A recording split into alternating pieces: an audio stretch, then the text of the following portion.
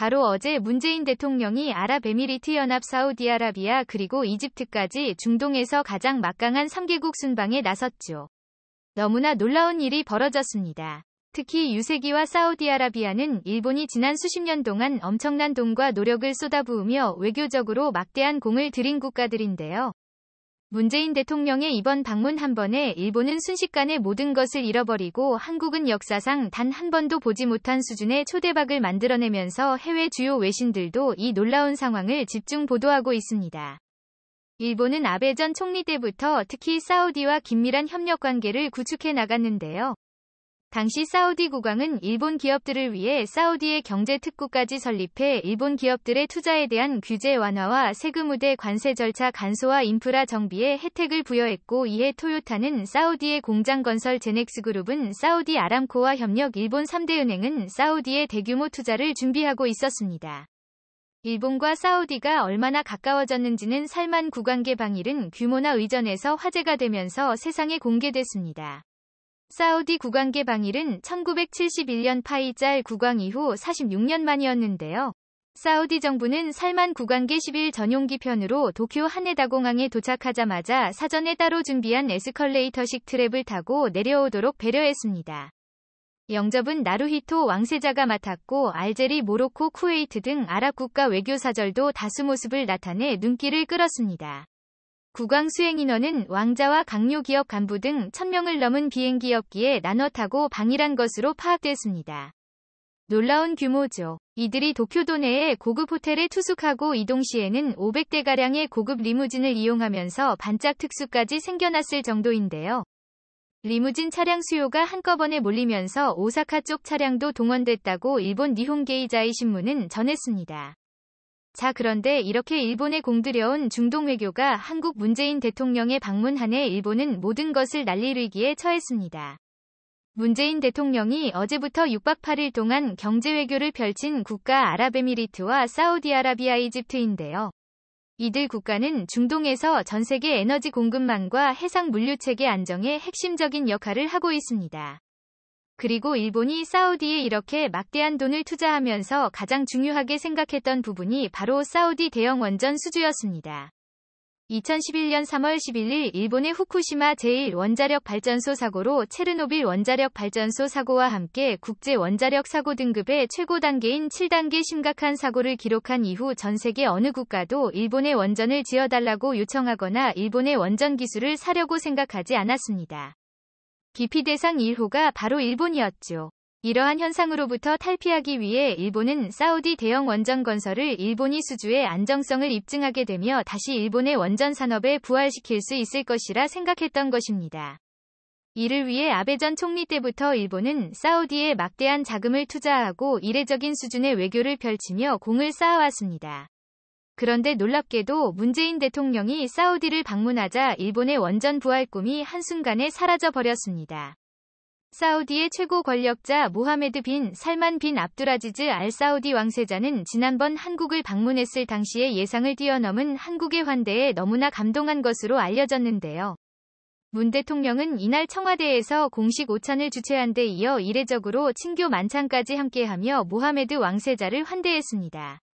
네, 그렇습니다. 일본은 살만 빈 압두라지즈 사우디아라비아 국왕에 올인하고 있을 때 한국은 사우디의 실세인 빈 살만 사우디 왕세자에게 엄부총리에 집중했습니다. 모하메드 왕세자는 연로한 아버지 살만 빈 압둘 아지즈 국왕을 대신해 국정 운영을 총괄하고 있는 사우디의 실권자이기 때문에 일본은 완전히 허탕을 친 것이죠. 빈 살만 왕세자는 지금까지 단 한 번도 다른 나라에 대한 극찬을 한 적이 없는 것으로 유명한데, 문재인 대통령을 만난 뒤에는 저와 사우디 대표단에 보내주시면 문 대통령님의 따뜻한 환대와 관대한 호의에 최고의 감사를 드리고 싶다라며 우리가 나눈 대화로 양국의 관계가 증진되고 모든 분야에서 한층 협력할 수 있게 됐다고 확신한다라고 밝히며 문 대통령님의 건강과 행복을 기원하고 한국과 한국 국민의 지속적인 전진과 번영을 바란다라고까지 전했습니다. 그리고 결국 일본이 우려하던 일이 터져버렸습니다. 일본이 후쿠시마 원전 사고의 아픔을 딛고 다시 원전 수출국으로 도약하기 위해 사우디 대용 원전 수주를 꿈꿨지만 이미 사우디는 한국의 모든 원전 수주를 맡기려 하고 있습니다. 문승은 산업통상자원부 장관이 압둘 아지즈 빈 살만 에너지부 장관과 만나 양국 간 원전 및 신재생에너지 분야 협력을 강화하기로 이미 합의한 것으로 전해지면서 일본은 크나큰 충격에 빠졌습니다.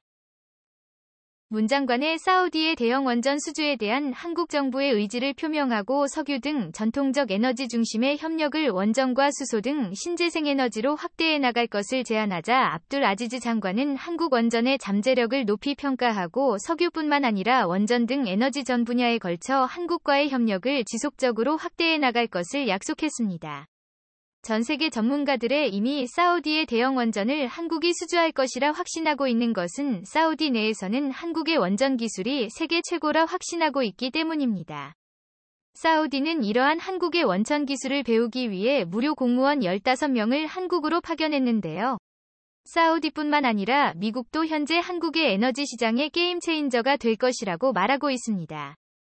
현대 엔지니어링과 한국원자력연구원은 캐나다 엘버타 주정부와 소금 냉각 고속로를 이용한 SMR 개발을 위한 양해각서를 맺기로 했습니다.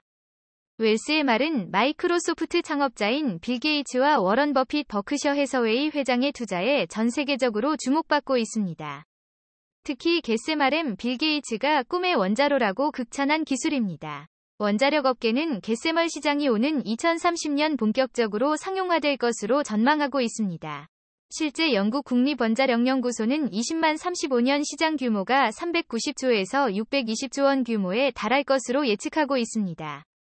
세계 원전 선진국들의 시장 선점을 위해 눈독을 들이는 이유입니다. 그런데 이렇게 한국의 미래형 소형 원자로에서마저 세계 최고의 기술력을 뽐내고 있다 보니 사우디 입장에서도 구주의 한국보다 기술력도 낮고 안정성도 낮은 일본을 선택할 이유가 없는 것이죠. 이뿐만이 아닙니다. 문재인 대통령은 이미 오래전부터 이러한 전 세계적 에너지 부족 현상을 예견하고 미국과의 협력을 통한 글로벌 원전 시장 공동 진출을 위한 외교 전략을 펼쳐왔는데 결국 한국은 미국과 원전 공급망을 구축하는 데 성공했습니다. 문재인 대통령과 조 바이든 미국 대통령은 지난 21일 공동성명을 내고 한국과 미국은 해외 원전 사업 공동 참여를 포함해 세계 원전 시장에서의 협력을 강화하고 최고 수준의 원자력 안보 안전 비확산 기준을 유지하기로 합의했다라고 발표했습니다. 사우디는 중동 내 미국의 최후방국 중 하나이다 보니 미국과 유일하게 원전 공급망을 구축하는 한국에 맡기는 것은 너무나 자연스럽게 됐습니다. 반면 일본의 경우 최근 미국에 버림받고 중국과 손을 잡는 모양새이기 때문에 사우디는 이제 자그마한 수주라도 일본 기업에 주지 않을 것으로 전망되고 있는데요. 최근 중국 정부는 한국인은 중국 입국 시 코로나 검사세 철회를 요구한 반면 일본인은 규제를 완화해주는가 하면 일본은 중국의 1대1로에 협력하겠다라는 파격적인 발표를 하는데 중국과 일본 둘 사이에 심상치 않은 밀월관계가 만들어지고 있습니다. 이렇다 보니 사우디에서 한국이 일본 대신 모든 수주를 싹쓸이하는 분위기인데요. 일본이 수주할 것 같았던 사우디 플랜트 수주는 삼성물산이 대신 계약을 체결했고 삼성엔지니어링은 사우디 국영 석유회사 아람코와 2조 1천억 원 규모의 합의와 운하이자 가스 저장 프로젝트를 체결하며 한 달 만에 사우디에서 4조 원 규모의 프로젝트를 수주했습니다. 문재인 대통령의 외교 대박 행진은 여기서 멈추지 않았습니다. 이번 6박 8일의 중동 3개국 순방에서의 핵심은 사우디 원전과 더불어 아랍에미리트와의 수소 협력 및 한국산 방산 수출입니다. 수소 기술은 현재 한국이 1위에 일본이 2위로 한국을 쫓아오는 형국인데 수소 경제의 핵심국인 호주는 이미 문재인 대통령이 방문하면서 완전히 한국 편으로 넘어왔고 호주에 이어 수소 경제의 메카라 불리는 UAE도 이번 문재인 대통령의 방문으로 일본 대신 한국을 선택하게 됐습니다.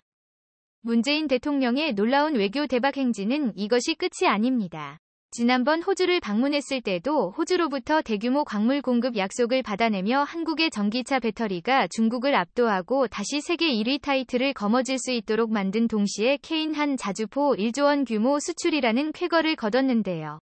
이번에는 유엔의 천공 2위 수출 규모를 대폭 늘릴 것으로 알려지면서 이목이 집중되고 있습니다.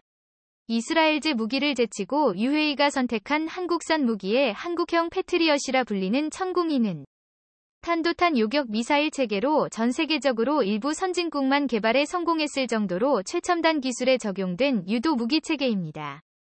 이에 미 국방부는 16일 공식 트위터를 통해 한국의 방공체계인 중거리 지대공 미사일을 들여올 계획이라며 계약 규모는 35억 달러 한화로 약 4조 1천억 원 상당이라고 발표했습니다. 현지 언론은 천궁이 세계에서 가장 진보한 중거리 방공 미사일 시스템 중 하나이며 계약이 성사될 경우 UAE는 천궁을 구매한 첫 국가가 된다고 보도하며 극찬을 아끼지 않았습니다. 오늘도 감사합니다. 최고로 멋진 하루를 보내시길 바랄게요.